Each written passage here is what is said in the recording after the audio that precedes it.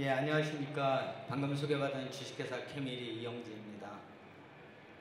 아까 제가 다른 분 세미나 하는 거 잠깐 들었는데 잘 안 들리던데 잘 들리시나요? 예, 감사합니다. 오늘 제가 드릴 말씀은 방금 소개해 주신 분이 말씀드린 것처럼 전시품 운송, 물류 관련 쪽에서 해외 전시 물류 쪽에 설명을 드리도록 하겠습니다. 제가 20년 이상의 실무 경험을 바탕으로 제가 여러분들한테 어떤 경험적인 부분, 실질적인 부분, 이런 부분을 말씀을 드리겠습니다. 시간이 짧은 관계로 어떤 중요한 포인트나 간략한 어드바이스 그런 쪽으로 해서 설명을 드리겠습니다. 구체적으로 하자면은 30분 갖고는 어림도 없고 며칠 걸려야 될 것 같아서 그렇게 하긴 힘들고 해서 짧게 말씀을 드리는 점 이해를 좀 해주셨으면 합니다. 그리고 여러분들이 가지고 계신 책자에 나와 있는, 세미나 책자에 나와 있는 자료하고 여기 영상하고는 틀립니다. 왜냐하면 세미나에 나와 있는 자료는 여러분들이 두고두고 참고하시라고 조금 자세한 내용을 넣어드렸고, 여기 영상에 뜨는 자료는 그림 위주로 간단하게 해놨으니까 그 점 이해하시고 그 책자에 나와 있는 내용은 나중에 두고두고 보시면서 많은 도움이 되셨으면 합니다. 제가 오늘 참가 업체나 주관 기관이나 단체 이런 쪽으로 좀 포커스를 잡았습니다. 왜냐하면 해외 물류 쪽이다 보니까 그런 분들이 많이 들으셔야 되는 쪽인데, 제가 보니까 학생분들도 많이 있으신 것 같은데 어차피 장차 주최자 쪽으로 가실 분들이니까 오늘 교육이 큰 도움이 되시리라고 믿습니다. 조금 빠르게 진행하겠습니다. 그 다음에 제가 오늘 마지막 강의이기 때문에 30분을 다 안 채우고 조금 빨리 끝내드려야 일찍들 가실 것 같아서 조금 빨리 진행을 하겠습니다. 그럼 지금부터 빈틈없는 전시품 운송 전략이라는 내용으로 여러분들한테 강의를 시작하겠습니다. 이건 순서입니다. 순서에 맞게 강의를 할지는 제가 하다가 틀릴 수도 있기 때문에 이건 넘어가겠습니다. 화면에 나와 있는 것처럼 비즈니스, 전시, 물류의 관계에 대해서 여러분들한테 잠깐 말씀을 드릴까 합니다. 비즈니스가 잘 되면 전시회도 잘 됩니다. 전시회가 잘 되는 산업은 비즈니스도 잘 되고 있습니다. 비즈니스가 잘 되게 하려고 전시회를 참가를 하시고, 전시회를 참가하니까 비즈니스가 잘 돼서 산업이 발전을 합니다. 현재의 산업 발전은 전시회하고 아주 밀접한 관계를 가지고 있습니다. 그리고 산업 발전에는 물류가 기본이고 바탕이 되어야 됩니다. 물류가 빠지는 산업 발전은 없겠죠. 전시회도 물류, 현장 작업이 수월하게 진행되어지는 국가 및 전시장에서 하는 전시회가 활성화되고 있고 전시회가 더 커지고 있습니다. 대표적인 국가로 독일이 그런 쪽이겠죠. 물류의 기본인 자동차 산업이 발전하면서 전체적인 산업 발전이 이루어진 나라가 독일이죠. 우리나라도 비슷한 경우입니다. 자동차 산업이 먼저 발전을 하고 기타 등등 철강이 발전하면서 조선이 발전을 하고, 워낙 머리가 좋은 국민들이라 이것저것 우리나라가 나라의 규모에 비해서는 전 세계에서 뛰어난 국가라고 되어 있으니까요. 그런 면에서 중요한 부분이 물류이고 산업 발전의 일부가 아닌 전체를 차지하는 게 물류입니다. 그렇기 때문에 비즈니스와 전시와 물류는 굉장히 큰 관계를 가지고 있습니다. 이거는 우리나라 국내 주요 전시장입니다. 이 전시장들이 뒷받침이 돼서 많은 기관, 협회, 주최자분들이 우리나라의 산업 발전에 큰 기여를 하고 계십니다. 전시 산업에 종사하시는 분들은 굉장히 자부심을 가지고 어떤 자부심에 의한 그런 대단한 뭐라고 표현을 해야 되나요? 프라이드를 가지고 종사를 하시는 분들이라고 생각을 하시고, 저도 전시업계에 종사하는 사람으로서 굉장히 그분들한테 감사하게 생각하고 저 나름대로의 자부심을 가지고 있습니다. 전시품 운송을 하게 된다면은 이런 방법의 순서에 의해서 진행을 합니다.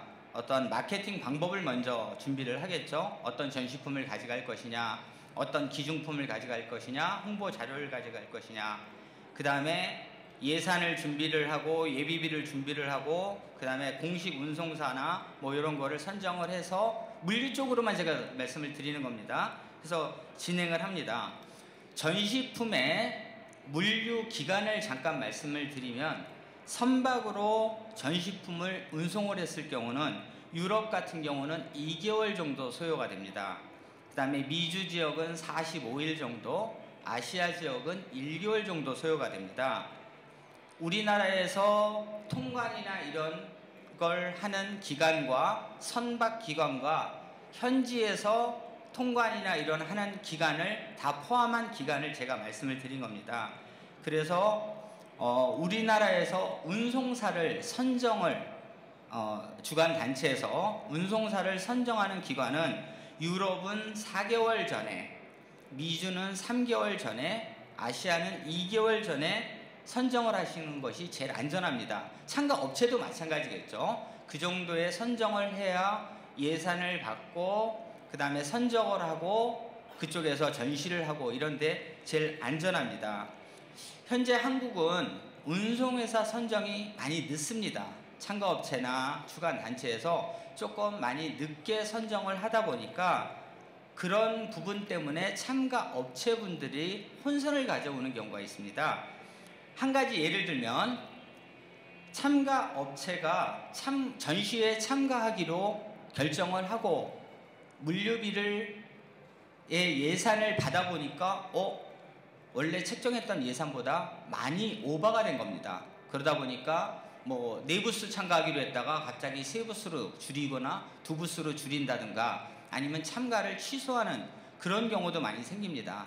그렇기 때문에 주관사, 참가업체 이런 분들이 조금 빨리 운송회사를 선정을 해서 그거에 대한 예산을 받은 다음에 그 예산을 가지고 어떤 전시품, 어떤 컨셉으로 전시회를 나갈 건가를 미리 계획을 하는 것이 낫지, 모든 계획을 다 잡아놓고 나중에 물류비를 계산해 보니까 너무 비싸서 컨셉을 바꾼다든가 이러면은 원래 계획했던 그런 방향대로 전시회가 이루어지지 않겠죠. 그런 부분에서 여러분들이 좀 물류 쪽에 중점적으로 생각을 하시는 것이 좋습니다. 주관하시는 업체에서도 어려움이 많이 있으십니다. 예산을 받아야 된다든가 참가업체를 모집을 해야 된다든가 이런 부분 때문에 운송사 선정이 좀 많이 늦어지는 부분도 충분히 이해합니다만, 가능하시면 운송사를 먼저 선정하셔서 참가업체를 모집을 하면서 참가업체를 바로바로 운송사에다가 연결을 해서 운송사가 그 참가업체하고 얘기를 해서 물류비 예산을 잡고 이렇게 하시는 게 제일 좋습니다. 이 부분은 예산 부분에서 한 가지 더 말씀을 드리면 참가업체에 해당되는 부분인데요. 참가업체가 물류 예산을 잡을 때 제일 어려움이 있는 게 포장 부분입니다. 예를 들어 참가업체에서 이 인포메이션 데스크를 가지고 해외 전시에 나간다. 그랬을 때 참가업체에서 생각했을 때는 이 인포메이션 데스크 부피가 이 정도니까 견적이 얼마입니까? 라고 물어보죠. 운송회사에서는 당연히 이 부피를 말씀을 해주셨으니까 여기에 어느 정도 감안해서 물류비 예산을 드립니다. 근데 막상 포장을 하고 나면 예상했던 포장비가 이거보다 커집니다. 그랬을 때는 포장비만 커지느냐, 물류에 대한 모든 비용이 다 증가가 됩니다.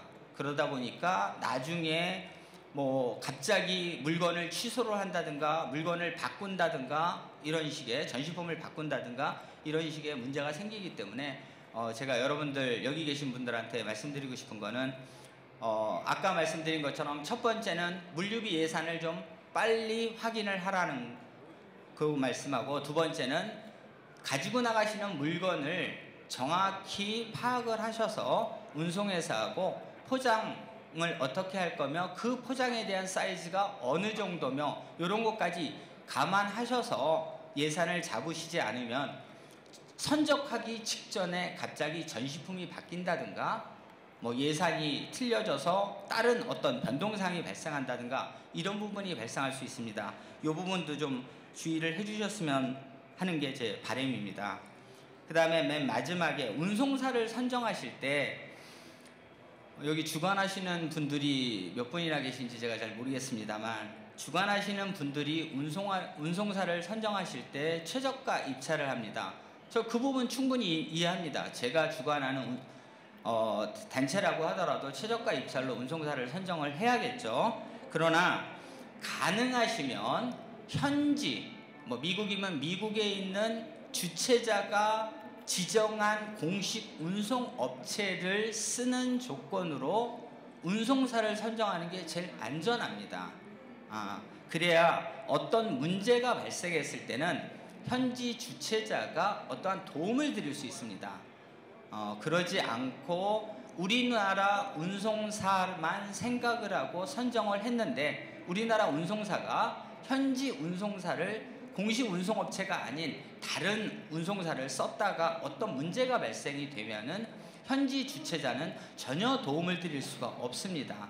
그렇기 때문에 조금 번거로우시더라도 우리나라 운송사를 선정하실 때 현지 운송사가 어떤 운송사인지에 대한 그런 것도 검증을 하시는 것이 제일 안전하지 않을까라는 생각을 합니다.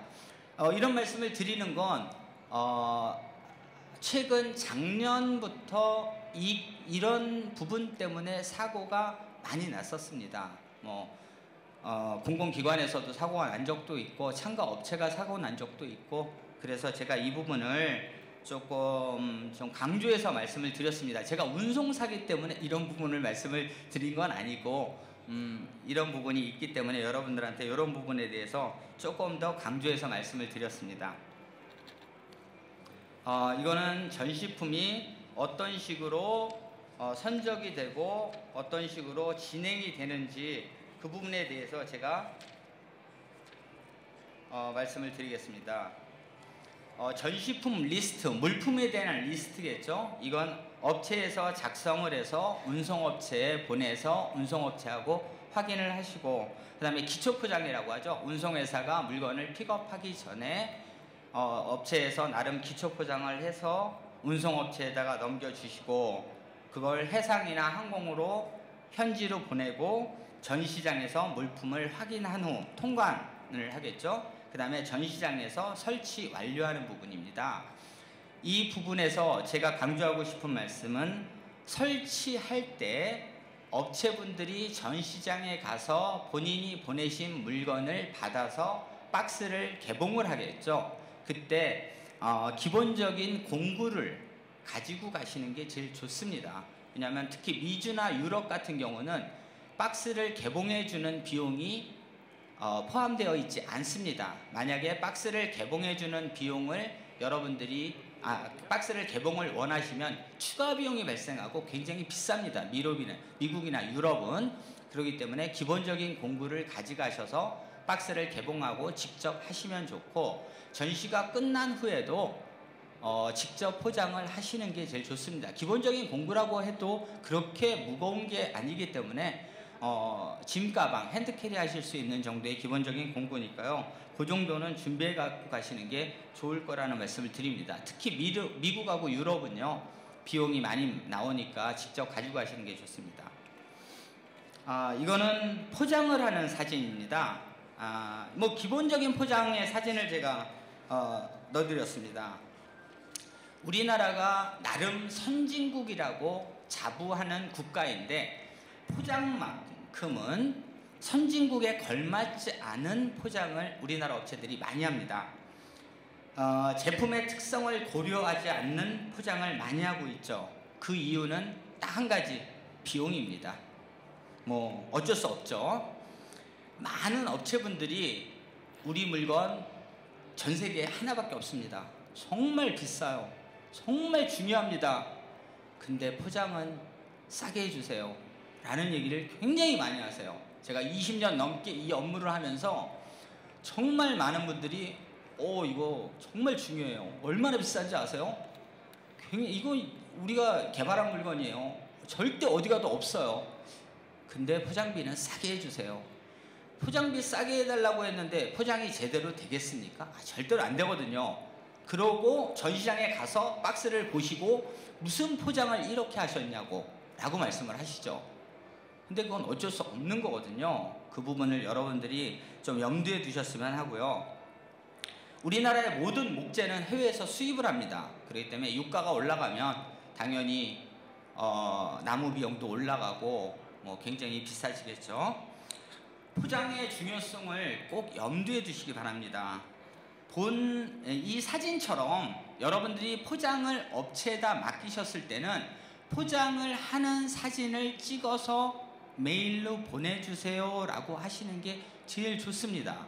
그래야 업체분들이 전시장에 가셔서 개봉을 할 때 이런 식으로 개봉을 하고 나중에 재포장을 할 때도 이런 식으로 재포장을 하시는 게 쉽죠.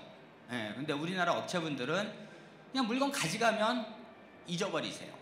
그리고 전시장에 가서 포장이 왜 이렇게 됐냐느니 박스 뜯기가 어렵다느니 재포장하는데 너무 어렵다느니 관심이 없으신 거죠. 여러분들이 정말 중요하고 정말 비싸고 우리나라에 전 세계에 하나밖에 없는 물건인데 물건을 주시는 순간에 관심을 끊으세요. 그리고 전시장에 가셔서 이제 컴플레인을 하시죠. 그러지 마시고 정말 그렇게 비싸고 중요하고 하나밖에 없는 물건이라면 포장이 어떻게 되는지 사진을 찍어 주십시오 라고 하시고 전시장에서도 직접 포장 개봉하시고 다 닫으시고 전시회가 제가 첨부적으로 한 가지만 더 말씀을 드리면 전시회가 끝나시면 우리나라 업체분들만 그런 건 아니고 전 세계 대부분의 업체분들이 빨리 호텔에 돌아가서 관광도 하고 싶고 쇼핑도 하고 싶고 쉬고 싶고 라고 해서 그냥 떠나시는 분들이 많으세요. 그리고 포장이 돼서 한국에 돌아와서 물건을 받아보니까 어디가 기스가 났다든가 물건이 몇 개가 없다든가 파손이 났다든가 등등등등 그러면서 하시는 말씀이 이게 얼마나 비싼 건데 이게 얼마나 중요한 건데 그러면서 전시 끝난 다음에 제품이 재포장되는 것까지 보시고 가지 않으시는 게 대부분의 업체입니다. 우리나라뿐만 아니라 많은 업체분들이 그렇게 하시죠. 근데 그러지 마시고 제품이 포장이 되는 것까지 보시는 게 제일 좋고요. 그 다음에 혹시 운송업체에서 출장을 오면 그 업체에다가 맡기시면 되겠죠. 근데 출장을 안 왔을 경우를 저는 예를 들어서 드린 말씀이고 제가 이 강의가 끝난 이후에 해외 전시를 나가시게 되면 제가 말씀드린 것처럼 이런 사진을 한번 받아보십시오. 그럼 여러분들이 현지에 나가서 굉장히 좋습니다. 그 다음에 또 전시회를 진행하시는 분하고 출장을 가시는 분하고 또 틀린 경우가 있습니다. 그랬을 때는 더더욱 좋겠죠. 출장 가시는 분이 이걸 보고 하실 수 있고 그 다음에 어떤 경우는 진행하신 분은 직원인데 출장은 또 사장님이 가신다든가 이런 경우에는 좀 많이 어려움이 있으시겠죠. 그 부분은 제가 코멘트 못합니다. 그건 알아서 하십시오. 제가 그 부분까지 어떻게 어드바이스 드릴 수 있는 부분은 아니니까. 이건 체크리스트입니다. 이제 한국 출발 전시품 그러니까 우리나라에서 출장을 가시기 전에 한국 출발 전시품 운송 일정표를 확인하셔서 언제 출발을 했고 언제 도착을 하고 그 다음에 예산을 다시 한번 확인을 하시고요. 왜냐하면 또 전시품이 갔는데 갑자기 비용이 뻥튀기가 튀어서 또 청구가 온다든가 이럴 수도 있으니까 그 부분을 다시 한번 확인을 하시고 그 다음에 운송업체, 한국의 운송업체가 출장을 안 갔을 경우는 현지 운송사 담당자 연락처를 수령을 하셔야 됩니다. 대부분의 업체분들이 이런 걸 수령을 안 하시고 부스로 가십니다. 현지에 부스로 가서 내 물건 왜 안 왔지? 하고 한국으로 전화를 하세요. 그럴 수도 있죠. 근데 그러는 것보다는 현지 운송사의 담당자 이런 연락처를 가져가셔서 현지에 가서 물건이 안 왔으면 현지 운송사에 전화를 해서 내 물건이 왜 안 왔냐 뭐 이렇게 물어보시는 게 더 빠르고 비용도 절감되지 않을까 보고, 어떤 문제가 발생하면 이제 한국에 있는 운송사에다가 전화를 해야겠죠. 그러지 않았을 경우는 현지 운송사 연락처를 가져가시는 게 제일 좋고요. 그 다음에 전시회 종료가 될 때쯤 되면 우리 물건이 전시 종료되고 다시 선박으로 한국으로 돌아간다, 항공으로 한국으로 돌아간다, 아니면 선박으로 제3국으로 간다, 항공으로 제3국으로 간다, 이런 거를 현지 운송회사에 인수인계를 해야 됩니다.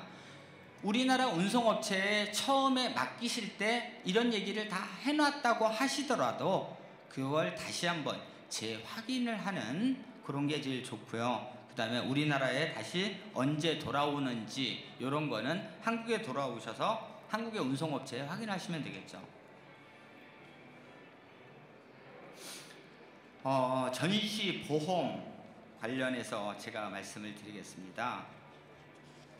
이게 제일 어려운 부분인데요. 우리나라 업체분들이 전시 보험에 대한 인식이 굉장히 저하되어 있습니다. 외국의 사례를 말씀을 드리면, 외국 업체의 모 회사는 전시품 보험을 가입을 할 때 전시회에 관련된 모든 비용을 다 가입을 합니다. 예를 들어 전시 부스 렌탈 차지 얼마, 장치비 얼마, 그거에 대한 마케팅 비용, 카탈로그 제작 비용 다 냅니다.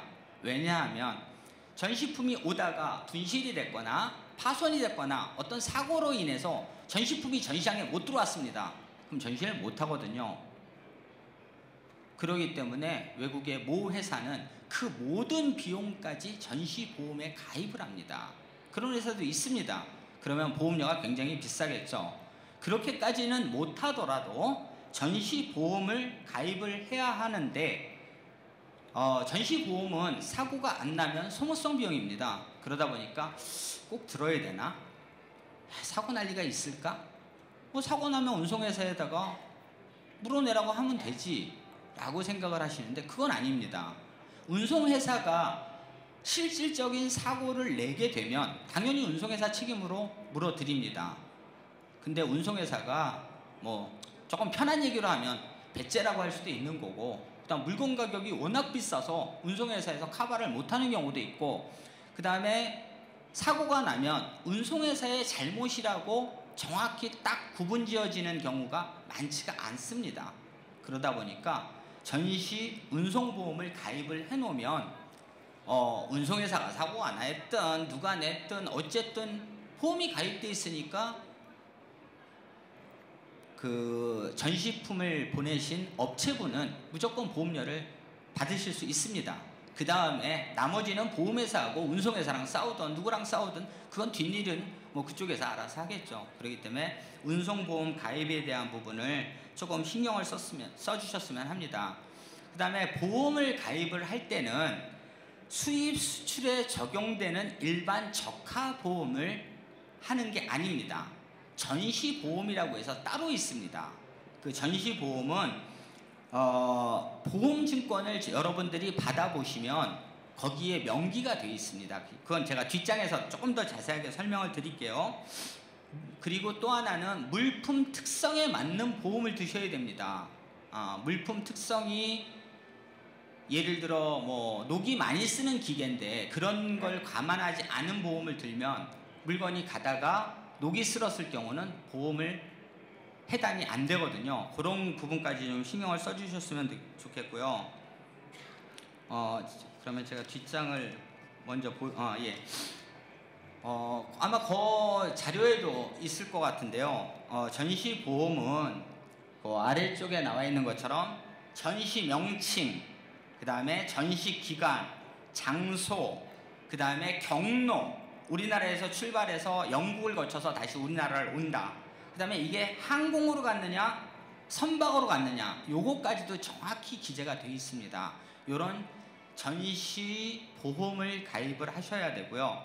그 윗부분에 나와 있습니다만 뭐 잘 안 보이실 것 같은데 뭐 올 리스크라고 해서 전체적인 부분을 다 감안을 하는 보험이냐 아니냐 이런 부분까지도 굉장히 중요합니다. 그렇기 때문에 보험은 통상적으로 여러분들이 운송을 맡긴 운송업체에서 대행을 해서 들어드립니다. 그러다 보니까 여러분들이 보험 들었겠지, 잘 들었겠지 라고 생각을 하시는데, 그러지 마시고 보험증권을 한번 보내주세요 라고 해서 보험증권을 쭉 보시면서 설명도 한번 들어보시고 제대로 들어졌는지, 예를 들어 항공으로 나간 물건인데 보험은 선박으로 들었다든가, 선박으로 나간 물건인데 보험을 항공으로 들었다든가 그럴 수도 있는 거고, 전시 기간을 잘못 계산을 해서 기간이 긴데 짧게 들었을 수도 있는 거고, 이런 부분까지도 여러분들이 잘 감안을 하셔서 보험 증권에 대한 부분을 좀 많이 생각을 하셨으면 합니다.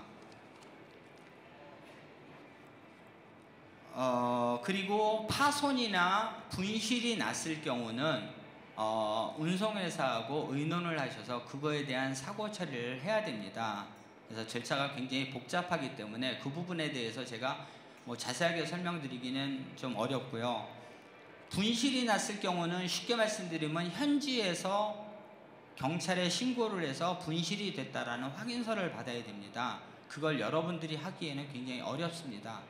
그렇기 때문에 분실이 났을 경우는 운송회사, 한국에 맡긴 운송회사한테 바로 연락을 하셔야 되고요. 파손이 났을 경우는, 파손이 나면은 대체적으로 여러분들이 파손이 났다라는 걸 운송회사에 알리고 사진도 안 찍고 대충 해서 전시를 빨리 하고 돌아오게 이런 마음을 가지시는데, 저도 뭐 그럴 수 있죠. 근데 그러지 마시고 파손이 나면 사진을 정확히 찍으시고 박스 겉 포장에 파손 여부를 확인하시고 뭐 이런 절차를 다 밟으시고 현지 한국의 운송업체에 전화를 하시고, 가능하시면 현지 운송회사도 오라고 그래서 확인을 시키시고 그 다음에 다음 처리를 하셔야 되는데, 뭐 급박한 마음에 처리를 다 하고 전시를 하고 그 다음에 전화를 해서 파손이 났다. 근데 이미 모든 상황이 종료됐기 때문에 보험 처리를 받기가 어렵거든요. 그렇기 때문에 그런 사진을 찍는 것도 좀 신경을 써주셔야 될 것 같습니다. 이게 워낙 설명이 많이 필요한 부분이라 이 정도로 하겠습니다. 이거는 전시에 나가는 경로입니다. 참가업체, 이거는 운송회사 쪽에서 보는 주관적인 쪽의 경로입니다. 참가업체에 연락해서 선적 일정표를 저희가 보내드리겠죠. 그 다음에 선적 서류를 확인하고 운송 견적서를 제출을 하겠죠. 선적 서류를 작성하실 때 여러분들이 일반적으로 수입 수출을 하실 때의 선적 서류하고 전시회를 나갈 때의 선적 서류하고는 한 50% 정도 틀립니다. 그렇기 때문에 선적 서류를 작성하실 때는 국가 특성에 맞게끔, 그 다음에 전시회 특성에 맞게끔 선적 서류를 작성을 하셔야 됩니다. 그러니까 그런 부분을 잘 생각하셔서 가능하시면 운송회사에 선적 서류를 작성을 해달라고 맡기시는 게 제일 좋습니다. 여러분들이 일반적인 인보이스 패킹리스트 폼에 작성을 해서 운송회사에 넣어주고 운송회사 보고 선적 서류를 작성을 좀 해달라, 이렇게 하는 게 제일 낫겠죠. 그 다음에 아까 말씀드렸던 전시 왕복 보험을 가입을 하는 게 좋습니다. 우리 물건은 전시에 가서 판매를 할 거야. 그러니까 왕복 보험 가입할 필요 없어 라고 했는데 막상 가보니까 판매가 안 됐습니다. 그럼 다시 가지고 와야 되잖아요. 그런 경우도 있기 때문에 소모성 물건이 아닌 이상은 전시 왕복보험을 가입하는 게 좋습니다. 편도보험하고 왕복보험하고 10% 20%밖에 차이 나지 않습니다. 그렇기 때문에 처음부터 왕복보험을 가입하는 게 좋습니다. 그 다음에 전시품 출고를 해서 포장을 해서 회사로 이동을 하고 전시용 목재 포장을 해서 선박이나 항공사에 인계를 하고 수출 선적 서류, 그러니까 통관을 하겠죠. 그 다음에 목적지 도착해서 전시 통관, 보세 창고에 통관, 뭐 이런 거를 하겠죠. 그러면 현지에서도 마찬가지로 전시의 특성에 맞는, 국가의 특성에 맞는 통관을 합니다. 그 다음에 약속된 일정으로 전시장, 부스 운송 및 빈상자 보관, 뭐 이런 절차에 의해서 합니다. 뭐 잘 보이시지는 않겠습니다만 밑에 인보이스 패킹리스트 폼이 있고요. 그 다음에 그 옆에는 항공이나 선박 라벨 같은 걸 붙입니다.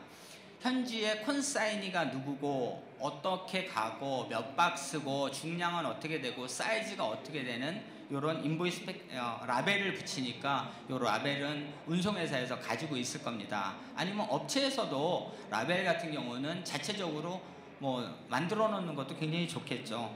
그 다음에 물건 특성에 맞게끔 쇼크와치라고 그러죠. 이 충격을 받았을 때 표시되는 거. 이 쇼크와치는 항공을 내보낼 때는 쇼크와치라는 걸 붙이게 되면 항공 운임이 조금 상승을 합니다. 그렇기 때문에 여러분들이 항공으로 내보내실 때는 쇼크와치를 붙여야 될지 안 붙여야 될지 이런 부분도 조금 염두에 두시는 것도 좋겠죠.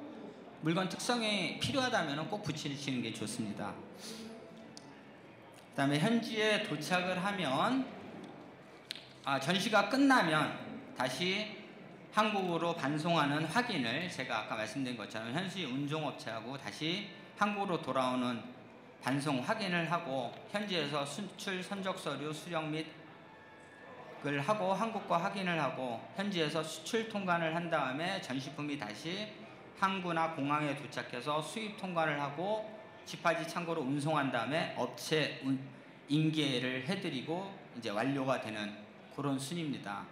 제가 조금 빨리 진행을 하는 것 같아서 죄송한데요. 일단 이런 순으로 진행을 하고 있습니다. 운송하지 말아야 할 것, 운송해야 할 것, 이건 참 어려운 얘기입니다. 운송해야 할 것은 여러분들이 뭐 굉장히 잘 아실 것 같기 때문에 뭐 홍보용 이벤트 제품이라든가 뭐 행사용품, 뭐 제품 뭐 이런 거고, 운송하지 말아야 할 것은 유럽 같은 경우는 CE마크 미인증 전시품 같은 경우는 뭐 판매를 안 하고 우리나라로 가지고 들어오면 CE마크를 없어도 된다라는 부분도 있기는 합니다만, 어떤 국가 같은 경우는 CE마크가 없으면 전시 자체를 못하게 하는 국가도 있습니다. 그렇기 때문에 유럽 같은 경우 유럽 CE마크를 신경을 쓰시는 게 좋고요. 그 다음에 저작권 소송 중 전시품, 이 부분은 제가 일부러 적었는데요. 작년에 유럽 전시회에 나갔었는데 특허 관련한 부분이 문제가 돼가지고 어떤 업체가 해외 업체에서 그 업체에다가 저작권 소송을 해서 벌금을 냈다라는 얘기를 들었습니다. 그렇기 때문에 이런 부분도 좀 신경을 쓰셔야 될 것 같고요. 그 다음에 출장자 개인용품, 특히 식품용, 제가 20년 넘게 하면서 업체분들한테 절대로 식품을 넣지 마시라고 하는데 사발면을 꼭 넣으세요.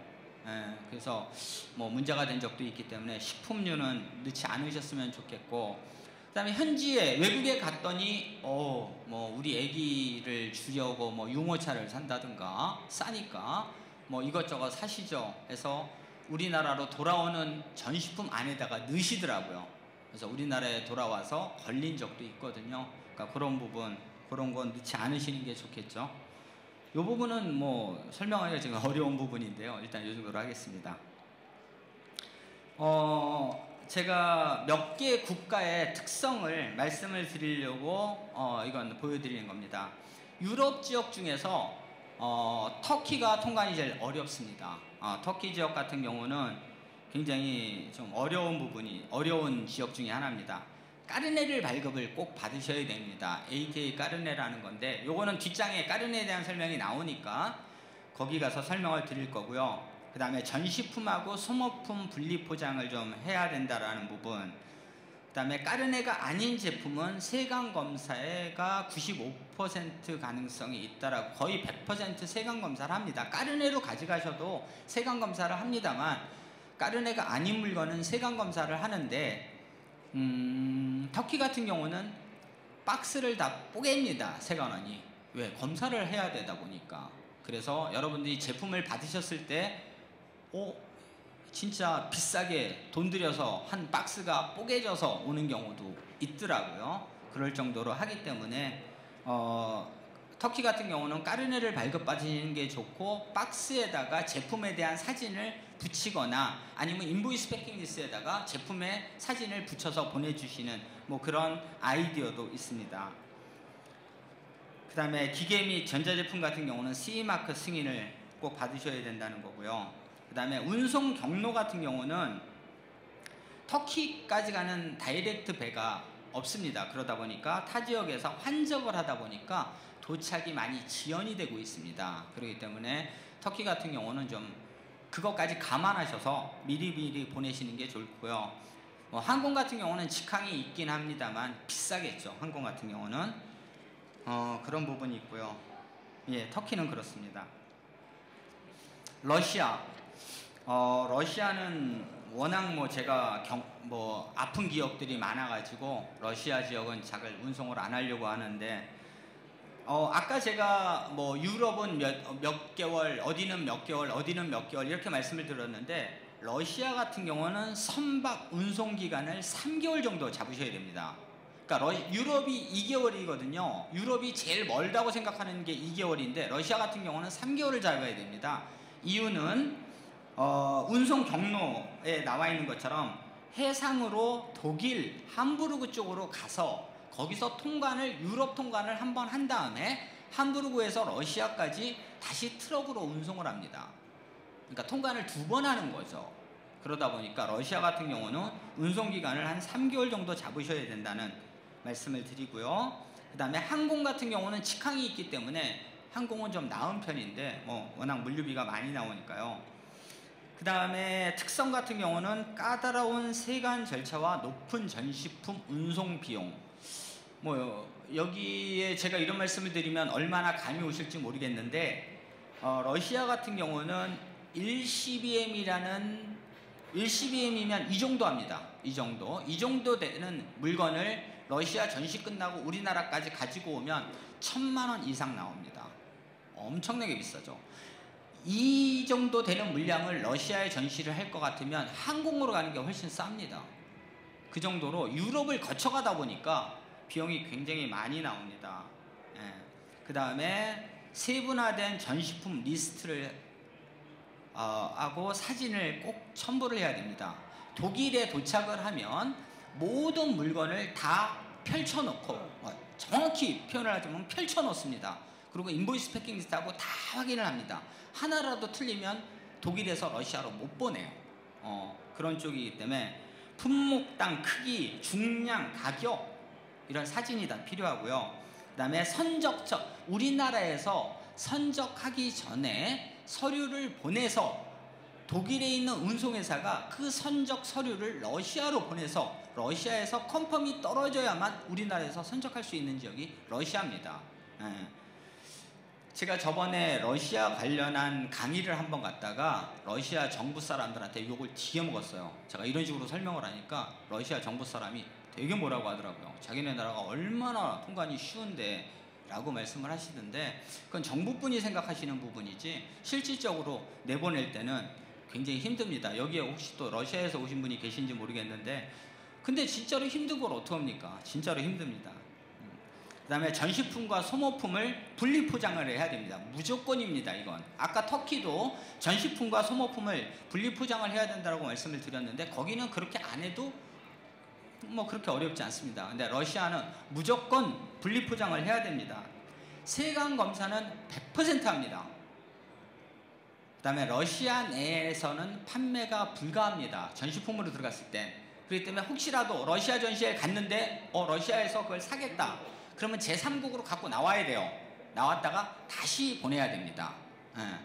전시품으로 갔을 때는 러시아 내에 판매가 불가합니다. 그 다음에 아까 제가 러시아 쪽 갔을 때 핸드캐리를 하시게 되면 터키도 마찬가지입니다. 터키도 그렇고 러시아도 그렇고 핸드캐리로 물건을 가져가셨을 때는 포터 서비스라고 하죠. 이렇게 물건이 나오면은 포터 하시는, 이렇게 끄는 분들이 옵니다. 와서 당연히 돈을 주겠죠. 와서 이 포터 서비스를 사용하라고 합니다. 돈 아끼지 마시고 바로 쓰세요. 왜냐하면 그분들을 이용하면 세관 통과할 때 웬만하면 그냥 내보내 주시더라고요. 자기네들끼리 돈 주고받는 게 있나 봐요. 그렇기 때문에 포터 서비스, 핸드캐리 했을 땐 포터 서비스를 이용하는 것도 하나의 아이디어입니다. 알제리, 요새 뜨고 있는 지역이 아프리카입니다. 여기 계신 분들도 그렇게 느끼시는지 모르겠습니다만, 제가 물류 쪽을 담당하는 사람으로서 시간이 거의 된 것 같네요. 아닌가? 알제리, 아프리카 쪽 알제리가 굉장히 뜨고 있는 지역입니다. 그렇기 때문에 여러분들이 아프리카나 알제리 쪽을 많이 생각들 하실 텐데, 선박 운송 기간이 제일 웃긴 나라입니다. 2개월에서 4개월을 저는 감안을 하라고 합니다. 2개월에 변동이 있는 나라가 알제리입니다. 비전산화된 시스템이므로 대기 시간이 여기 일주일이라고 적었습니다. 통상적으로. 그러나 그거 이상이 되는 지역이 알제리이기 때문에 그런 부분도 좀 신경을 써주셨으면 하고요. 그 다음에 해상 같은 경우는 직항이 없으므로 소요 시간이 한 50일 정도 예상이 되고요. 내륙 운송 시간, 도착 시간이 기하기 힘든 나라가 알제리, 아프리카 쪽이죠.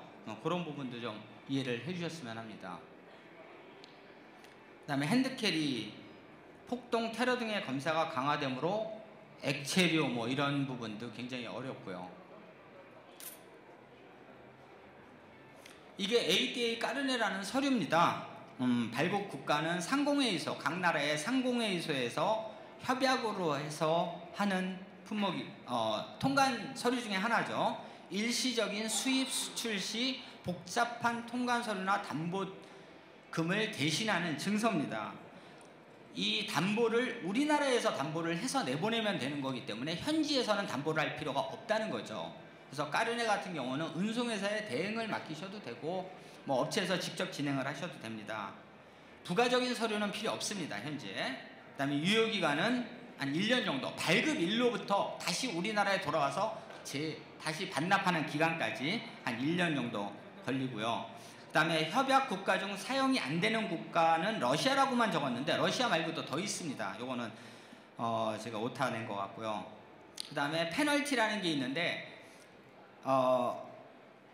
까르네를 발급을 해서 해외 전시에 나가서 거기서 판매를 하고 안 돌아왔을 경우는 페널티를 묻습니다. 그 다음에 돌아왔는데 신고를 안 했을 경우에도 페널티가 묻습니다. 1년이 넘어갔는데 신고를 안 했을 경우도 페널티가 묻습니다. 핸드캐릿이 유의사항입니다. 뭐 핸드캐릿이 유의사항은 참 어려운 얘기인데 일단 그냥 기본적인 것만 말씀을 드리겠습니다. 전시회 참가 확인서, 내가 전시회 간다, 내가 진짜 전시회 참가하러 온 사람이다 라는 확인 같은 거, 그 다음에 제품 리스트, 제품 카탈로그 이런 부분을 가져가시는 게 제일 좋고요. 그 다음에 여행용 가방에 가져가시는 게 제일 좋습니다. 그 다음에 종이 상자나 뭐 그런 부분에서 했을 경우는 이제 검사를 하는 경우가 많고요. 그 다음에 아까 말씀드린 것처럼 공항 포토 서비스를 이용을 하셨으면 한다는 거고요. 그 다음에 세관 검사를 혹시라도 걸렸을 경우에는 전시품을 각인시켜 저가의 샘플임을 강조하는 전시 후 한국 반송을 한다라는 걸 좀 주장을 해주셨으면 좋겠고요. 그 다음에 뭐 세금을 납부하라 그러면 비싸지 않으면 세금을 납부하고 빼내오는 게 좋습니다. 세금을 납부하지 않으려고 하다 보면은 예치를 합니다. 예치를 하게 되면은 예치증을 주거든요. 그걸 가지고 전시장에 오셔서 전시장의 공식 운송업체에다가 주면 그 예치증을 가지고 공식 운송회사가 세관에 가서 전시품이라는 걸 확인을 받고 빼내갖고 옵니다. 그러면 시간적인 부분도 많이 들지만 비용이 굉장히 비쌉니다. 그러기 때문에 급행료가 붙기 때문에, 그렇기 때문에 혹시라도 세금을 내고 가져가라고 하면 비싸지 않으면 세금을 내고 가지고 나오는 게 좋고요. 어떤 품목은 세금을 낸다고 하더라도 무조건 예치를 하라고 하는 품목도 있기 때문에 그런 부분은 감안하시고요. 예, 이 정도로 하겠습니다.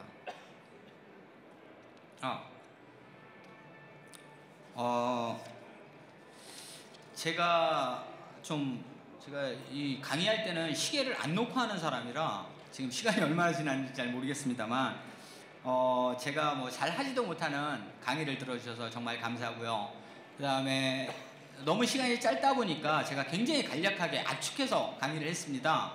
그래서 추가적인 설명이 필요하시면 언제든지 저희 회사로 연락을 하시면 제가 추가적인 설명을 전화상으로도 드릴 거고, 요새는 기관이나 단체에서 와서 설명을 좀 강의를 해달라는 얘기를 많이 하시거든요. 뭐 여기 계신 분들도 원하시면 제가 회사로 찾아가서 물류 관련한 담당자분들이나 아니면은 어느 분들한테든 자세한 설명을 해드릴 용의가 있으니까요. 언제든지 전화를 주시고 저희 회사로 전화를 주시면 자세한 설명을 드리도록 하겠습니다. 감사합니다.